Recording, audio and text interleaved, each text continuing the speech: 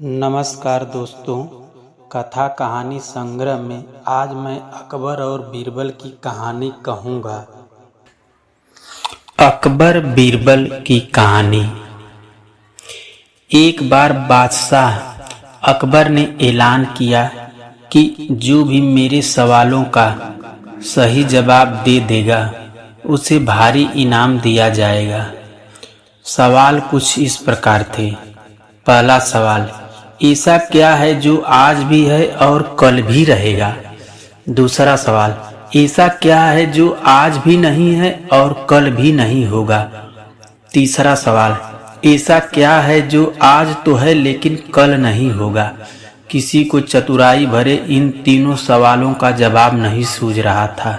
तभी बीरबल बोला, हुजूर, आपके सवालों का जवाब मैं दे सकता हूँ, लेकिन इसके लिए आपको मेरे साथ शहर का दौरा करना होगा, तभी आपके सवाल सही ढंग से हल हो पाएंगे।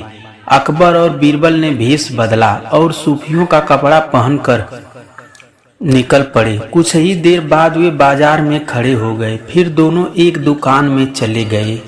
बीरबल ने दुकानदार से कहा, हमें बच्चों की पढ़ाई के लिए मदरसा बनाना है, तुम हमें इसके लिए 1000 रुपये दे दो।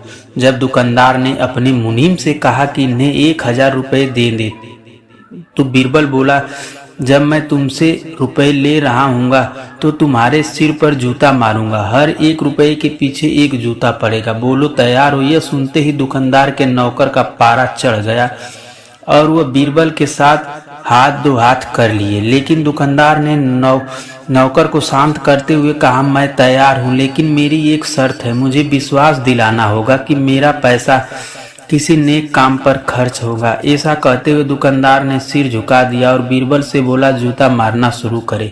तब बीरबल व अकबर बिना कुछ कहे सुने दुकान से बाहर निकल आए। दोनों चुपचाप चले जा रहे थे। तभी बीरबल ने मौन तोड़ा, महाराज, दुकान में जो कुछ हुआ उसका मतलब है कि दुकानदार के पास आज पैसा है और उस पैसे को नेक कामों में लगाने की नीयत भी है, जो उसे आने वाले कल भविष्य में नाम देगी।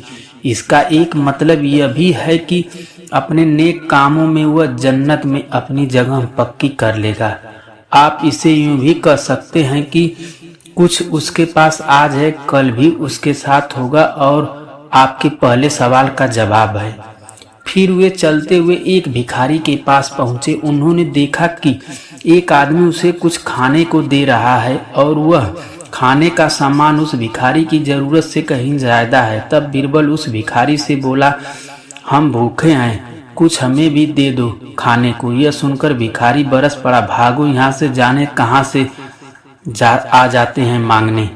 तब बीरबल बादशाह से बोला, यह रहा हुजूर आपके दूसरे सवाल का जवाब। यह भिखारी ईश्वर को खुश करना नहीं जानता। इसका मतलब है कि जो कुछ इसके पास आज है वो कल नहीं होगा। और दोनों फिर आगे बढ़ते गए। उन्होंने देखा एक तपस्वी किसी पेड़ के नीचे तपस्या कर रहा है। बीरबल ने पास जाकर उसके सामने कुछ पैसे रखे।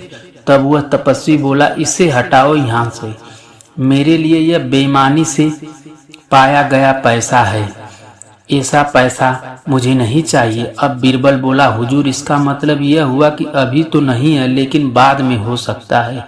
आज यह तपस्वी सभी सुखों को नकार रहा है, लेकिन कल यही सब सुख इसके पास होंगे। और हुजूर, चौथी मिसाल आप खुद हैं। पिछले जन्म में आपने शुभ कर्म किए थे, जो यह जीवन आप शानो शौकत के साथ बिता रहे हैं। किसी चीज की बात कमी नहीं है।